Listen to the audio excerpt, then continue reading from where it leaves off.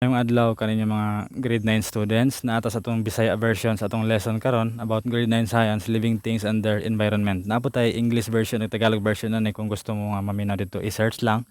So karon mag-discuss ta sa atong week 2 or module 2 lesson sa ato ang science nga lesson sa grade 9. I-explain nato ang different patterns of non-Mendelian inheritance. So before ana parehara gyapon sa una, kopyahan nato ang mga importante nga words ug ang ilang meaning. Pwede niyo i-screenshot para mas makatimaan mo. So mao ni ato ang mga important words: codominance, multiple alleles, sex chromosome. Kamo na bahala mo kopya niya o kung ganahan mo, i-screenshot lang ninyo. Naani sa to ang learners module sa grade 9 science. Kay tagaan ta mga bird's eye view sa atong lesson. Kani ato ang inheritance pattern. So kung maghisgot kita inheritance mo ni ang kanang pagkaliwat ba, no, maghisgot ta kanang naliwat.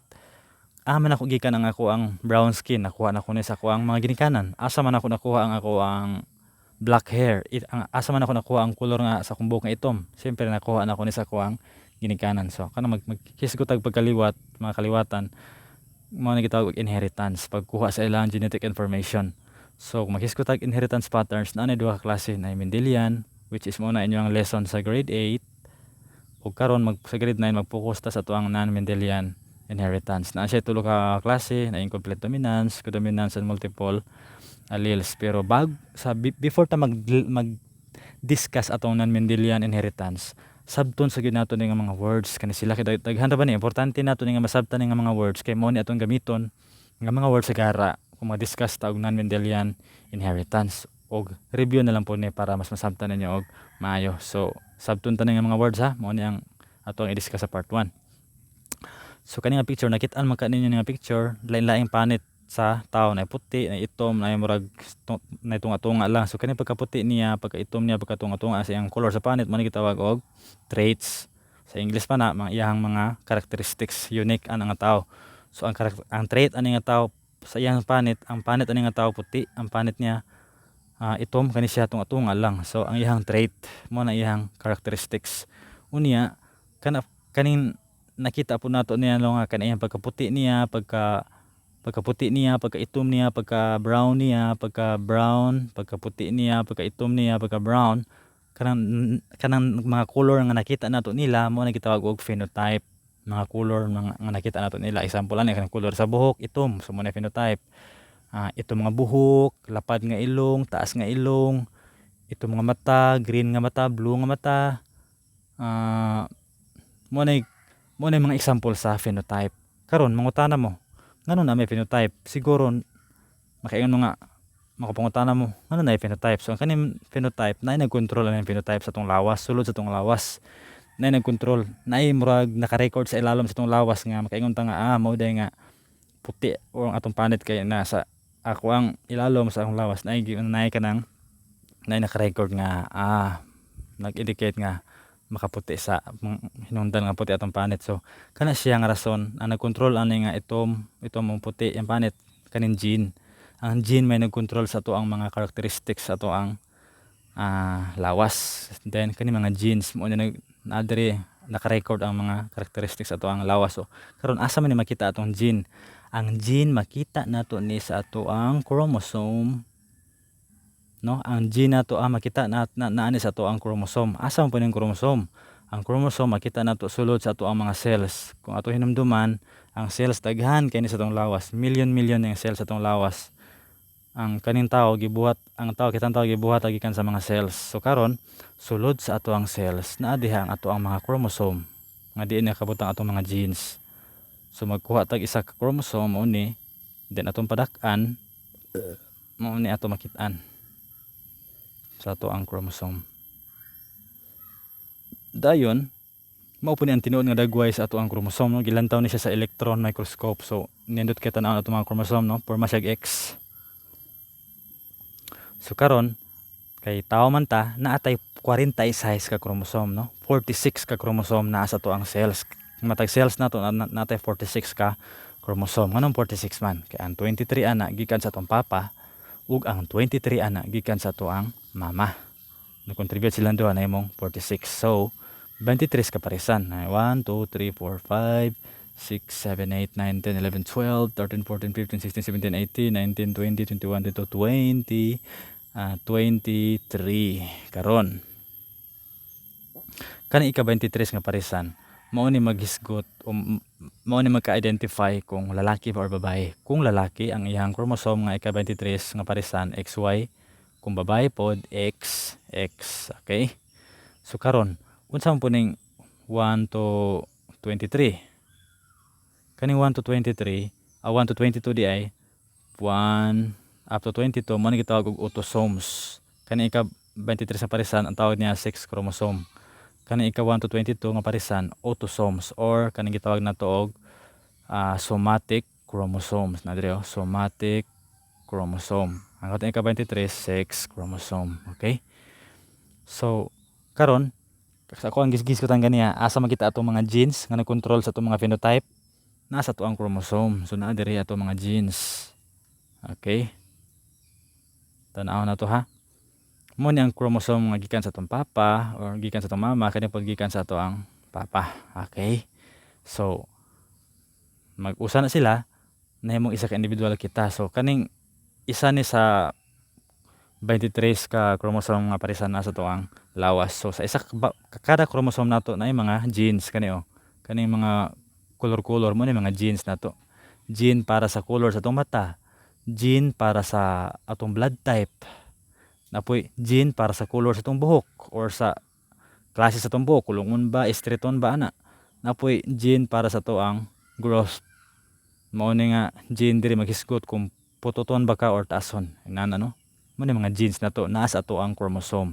Karon kay duha man na kabuok, anong duha man kay gikan sa tong mother, gikan sa to ang father. So duha na sila.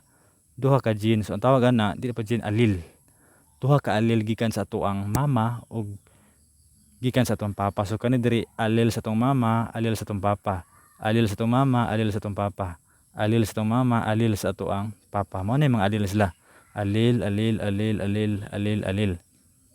So ang kada allele pares na.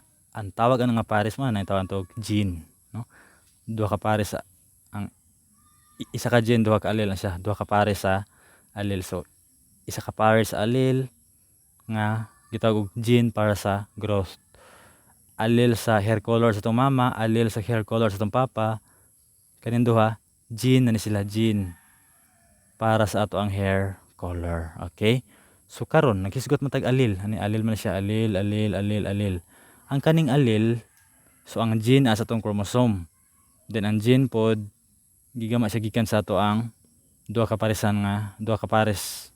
nagpares nga allele. Karon unsaon na to pag sulat sa allele? Unsaon na to pag ang pinaka-simple gid nga pamaagi para mag-represent sa allele, mogamit tag letters A, B, C, D, F, G, no? Mogamit tag letters para magsulat og allele. Example kani kani nga gene, kung ibutan nato kani nga gene diri siya X chromosome na siya, chromosome X. So kung na mga gene diya kani nga gene mao kunuhay ni ang gene para sa color sa atong mata. So duha ka buok, no? Allele 1, allele 2. So inana, no?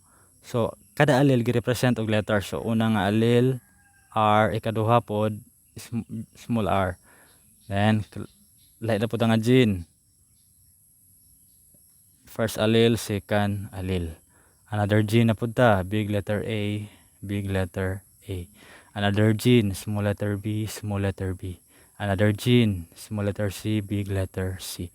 So kanina pod sila ang tawag ani mao na pud gitawag nato og genotype. Nara, genotype, no?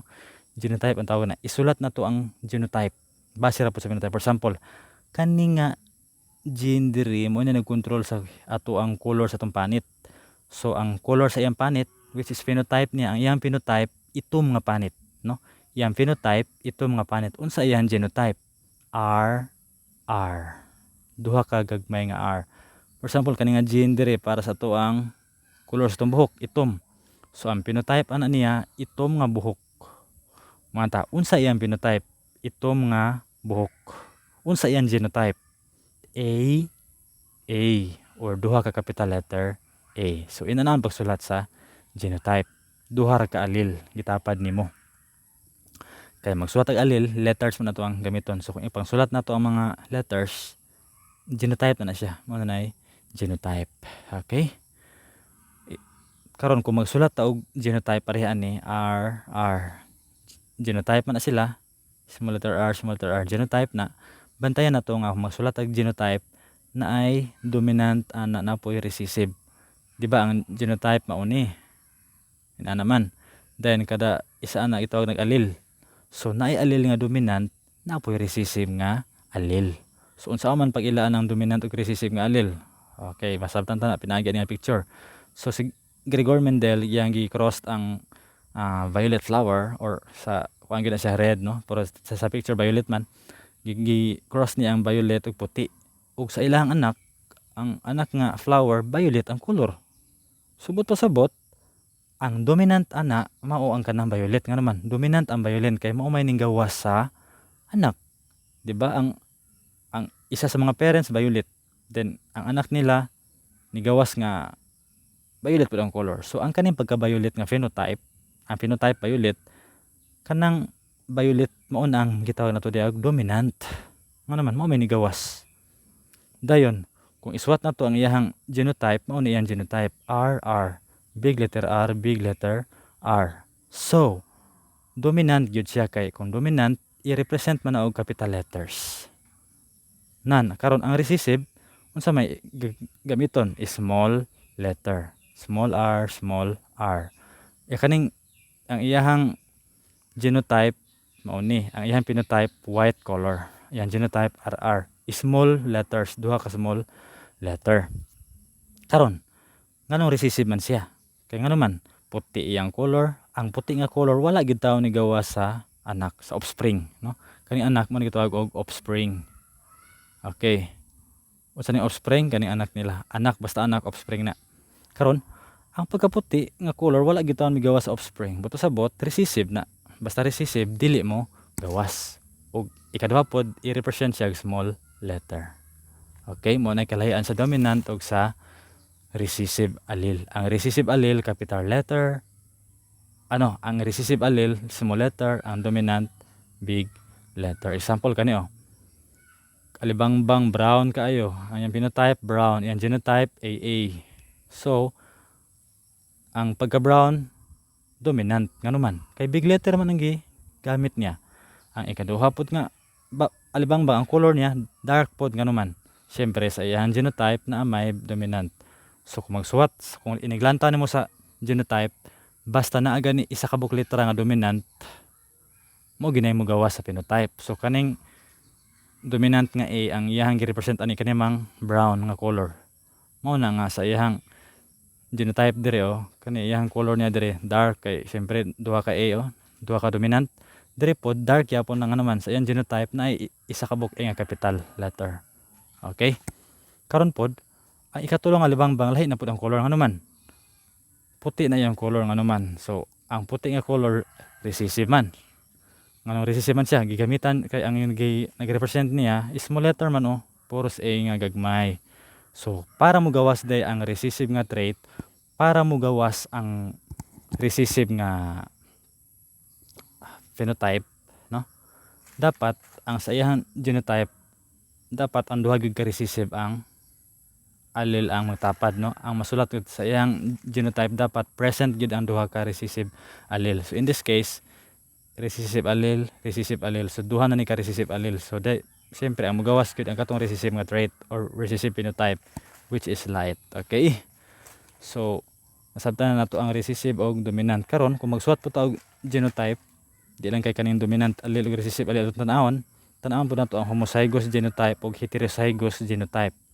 Na duha ka klase nga genotype, homozygous ug heterozygous. Unsay timailhan? Okay, ang homozygous genotype pareha ni duha ka pareha gyud ang duha ka allele. Homozygous gani pareha same. So kani duha ka buk letter A pareha naman ni sila. So bot pasabot homozygous genotype. Ang kaning pong ikatulo homozygous gyapon kay pareha man nga gagmay pero homozygous recessive. Kani homozygous dominant, kani homozygous recessive. Pero ang kaning sa ikaduha heterozygous yang naman. Kani sa ikaduha heterozygous siya kay makita ninyo ang iyang genotype big small letter A ug big letter A di naman pareha, so heterozygous. Then makita po nato ha, tan-awon po nato ni, I'm sorry nawa gid siya, tan-awon ninyo ayo nga sa homozygous genotype ug heterozygous genotype na po tayo gitawag homozygote ug heterozygote. Kaning homozygote ug heterozygote gahisgot ni sila og usa ka tawo. Kung man tayong homozygote nga tawo, pasabot ang iyang genotype pareha, no? R kani homozygote nga tawo, kani pod homozygote nga tawo, pareha man ang ilang genotype. May man tayong heterozygote nga tawo, ang iyang genotype dili pareha, R A. Mo ni mga heterozygote nga tao. So I hope nasabtan ninyo ang atong mga words karon nag-explain about yun sa mga words nga importante kay para magamit nato sa pag-discuss ato ang non-Mendelian forms of inheritance. Kung namin pangutana lang mo isulat sa comment section. Then nagkalimot utan po sa Tagalog version ng English version. Mo to, salamat kayo sa pagpaminaw. Og before ang tanan mo pasalamat sa ko sa mga website kung gigamit diri. Parehan nyo nga nagkuha ko mga meaning. Kani po nga mga link. Salamat ani nga mga link kay nagkuha ko diri mga pictures. Salamat og maayong adlaw.